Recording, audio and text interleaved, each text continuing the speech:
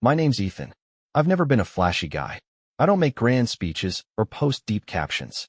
But I've always believed in showing up, especially for the people I love.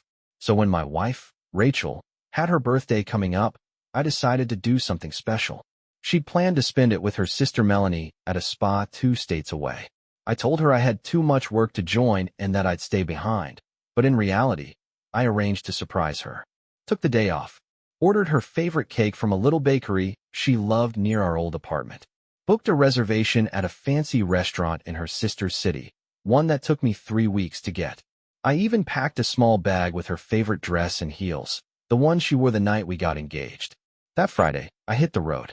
Forecast was bad. Snowstorm warnings across multiple states. I didn't care. I had one goal: show up for my wife, make her birthday unforgettable. 9 hours. That's how long it took. White-knuckle driving through blinding snow, iced-over roads, and a dozen should I turn back moments. But I made it. Pulled into Melanie's neighborhood just before dusk, parked a block away because the streets were packed with snow. Cake box in hand, coat soaked, fingers numb, but heart full. Until I got to the front door. It was unlocked, and what I heard inside stopped me cold. Rachel was in the kitchen with Melanie. I heard my name first. That always gets your attention, doesn't it? Melanie asked, "So he's really not coming?" Rachel laughed. "Nope." Told him I had spa plans. Said I needed me time. He bought it. Then Melanie, with a chuckle, said, "Good. At least he's not here ruining your birthday week with that tired look on his face." Rachel, seriously. If I had to hear him tell that same stupid story one more time, I was going to scream. I froze. Cake in one hand, door still cracked open. They kept going. He's probably at home in his sweatpants playing that dumb game he loves. "At least he's out of the way," Melanie said. Then Rachel said something I'll never forget. I swear, I still hear it when everything else is quiet. "God, I hope he crashes. I could use the insurance." And Melanie didn't flinch. She just replied, "Or at least a few months of silence." Then they laughed. Actually laughed. I didn't say a word. Didn't throw the cake. Didn't scream. I just walked in, set the cake on the kitchen counter like a ghost, turned around, and walked right back out. The look on their faces? Shock. Guilt. Terror. But I wasn't there to save face. I was there to leave. The snow was still falling when I got back to my truck. My fingers were shaking, but not from the cold. I sat behind the wheel, staring at the windshield wipers, letting them go back and forth like they were the only rhythm left in my life. No yelling. No confrontation. No big exit line. Just silence. Because some things hit so hard, the only response that makes sense is none at all. On the drive home, I didn't turn on music. No podcasts. No calls. Just road. Just breath. And just enough clarity to know this. I wasn't going back to that life. Not to her. Not to the version of myself she thought was too easy to lie to. When I got home, it was nearly 4 a.m. I didn't bother turning on the lights. I walked straight to the bedroom, packed 2 suitcases, just essentials. Laptop. A few clothes. My camera. Important documents. The rest? She could keep it. Let her have the couch we picked out together. The dinnerware her mom helped choose. The framed quote in the hallway about communication being key. All hers. Because I wasn't fighting for furniture. I was reclaiming myself. Before I left, I changed the passwords on every shared account. Netflix. Spotify. The food delivery apps I always paid for. My email. My banking info. I emptied half the savings, my half, and transferred it to a private account. Not out of spite. Just survival. Then I turned off my phone and drove out to a cabin I used to visit during college breaks. An old Airbnb deep in the woods, near a lake that didn't show up on most maps.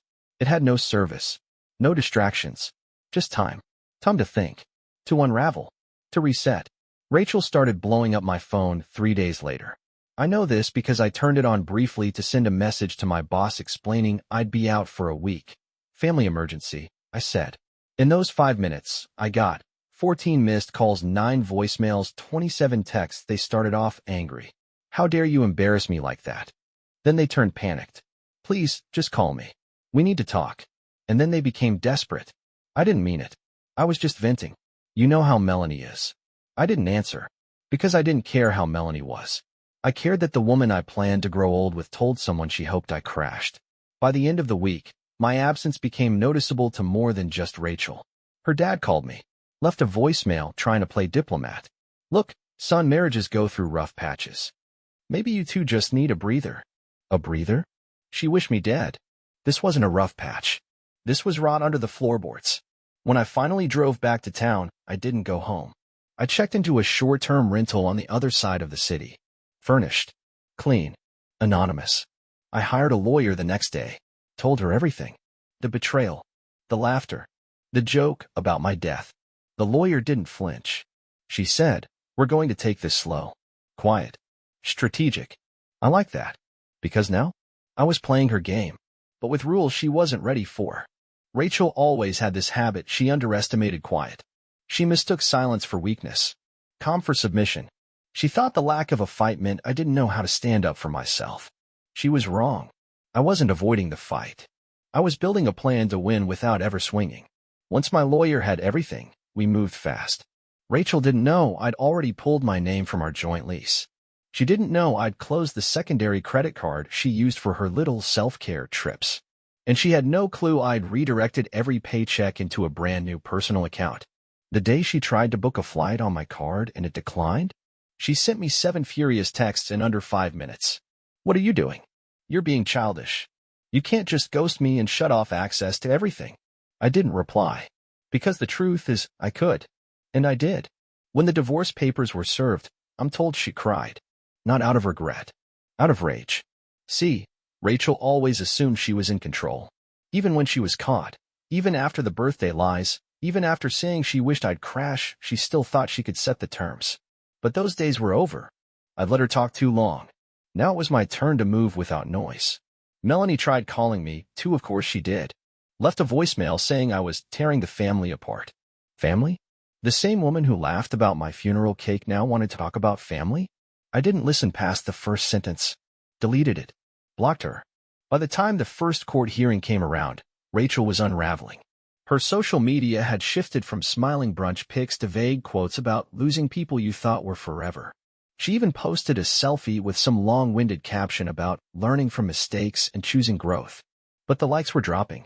People had started to whisper. Someone had leaked part of the story, not me. Maybe one of her coworkers or mutual friends who was there the day I showed up with that cake. People were starting to see through her sparkle. And Rachel? She couldn't handle irrelevance. At the hearing, she tried to play composed. Showed up in all black, like she was mourning the marriage she lit on fire. Her lawyer pushed for half of everything: savings, car, even the retirement I'd been quietly building since my early 20s. But mine came prepared. Every message, every voicemail, every receipt showing her months of untruth, manipulation, and mental warfare, including the recording of her birthday joke, which my lawyer, legally, was able to present as emotional abuse contributing to the grounds for divorce. Rachel paled when it played. Melanie looked down. Finally, the judge didn't say much, but her face said everything.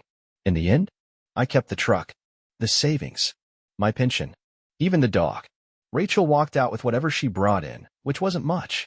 She left the courtroom with nothing but a folder and a face full of denial. And I walked out free, not just from a marriage, but from the idea that loyalty meant letting someone treat you like you'd never leave. The silence after the courtroom wasn't empty. It was clean. That kind of silence hits differently when you've been living in a relationship that sounded like fake compliments, guilt trips, and quiet resentment. I went back to my rental that night, sat on the edge of the bed, and didn't cry. Not because it didn't hurt, but because there was nothing left to grieve. The version of Rachel I fell in love with, she was long gone. Maybe she never existed beyond those first few curated months. Or maybe I just ignored the warning signs because I wanted to believe people were as good as their best moments. Either way, I wasn't mourning her. I was mourning the time I wasted trying to be enough for someone who'd already decided I wasn't. I started journaling every morning. 3 pages. No structure. Just raw thoughts. Sometimes I'd write about the drive to that cabin. Sometimes about the sound of Rachel's voice when she laughed at my expense. But most days, I wrote about the future. The one I could finally build without editing myself. I cooked again, not just frozen pizza and takeout, but real meals. I dusted off my old guitar. Spent evenings watching sunsets instead of double-checking Rachel's stories for holes. I reached out to friends I hadn't spoken to in years. The ones Rachel didn't like because they weren't serious enough. Turned out, those were the people who checked on me without needing the full story. They just said, You good?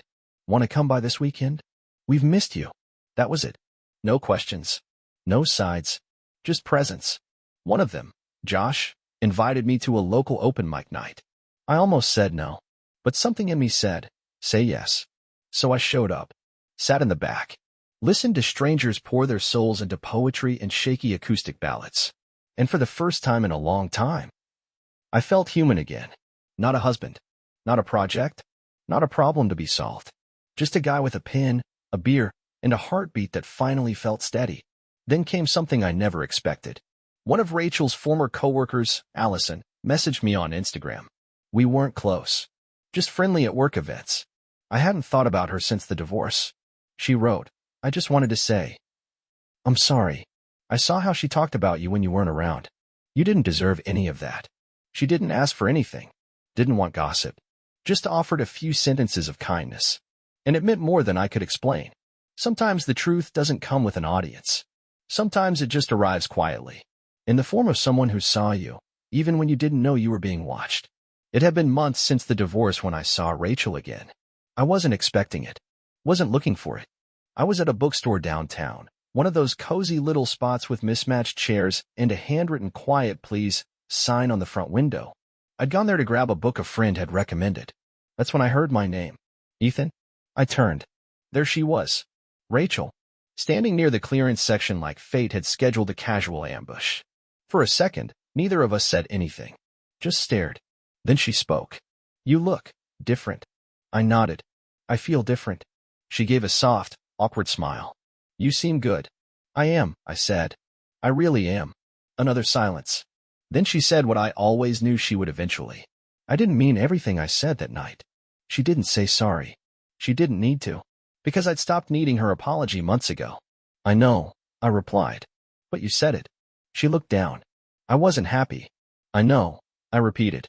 And instead of fixing it or ending it, you made me your punchline. That landed. She didn't argue, didn't deflect, didn't blame stress or her sister or my job. She just said, you didn't deserve that. And for the first time in a very long time, I believed she meant it. Not because she changed, but because I had. We talked for a few more minutes. About nothing important. Just two people with history and too much unsaid. Then I grabbed my book, nodded once, and left. No dramatic exit. No final word. Just closure. Not from her, but from myself. I walked a few blocks to the coffee shop I'd started frequenting on slow afternoons. I sat down by the window, watched the world move without me needing to catch up. And I wrote in my journal, I saw her. And I felt nothing. That's when I knew I'd healed. There's this moment that hits you after the dust settles. Not the big, dramatic one. Not the courtroom finale or the unexpected run-in. I'm talking about the quiet one. When you're folding laundry and realize your hands aren't shaking anymore. When you wake up and your first thought isn't, what did I do wrong? When peace stops feeling foreign and starts feeling like home. That moment hit me on an ordinary Tuesday.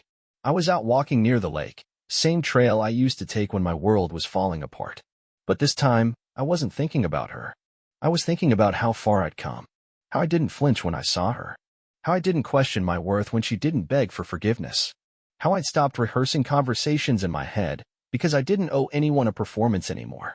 I went home, made myself dinner, lit a candle, not for a date night, just because I wanted the house to smell good. And I laughed, not because something was funny, but because I'd finally created a life that didn't need saving. People ask me now if I've moved on. They mean, are you dating someone new? But I don't think moving on means replacing someone. I think it means returning to yourself. And in that sense, yeah, I've moved all the way on. I still keep that photo, the one I took on the night I left. Me in the truck, cake in the passenger seat, snow on the windshield. Not because I want to remember the pain, but because it reminds me who I became the moment I stopped letting someone else write my story. So here's the truth. I didn't win. I didn't lose. I just chose me.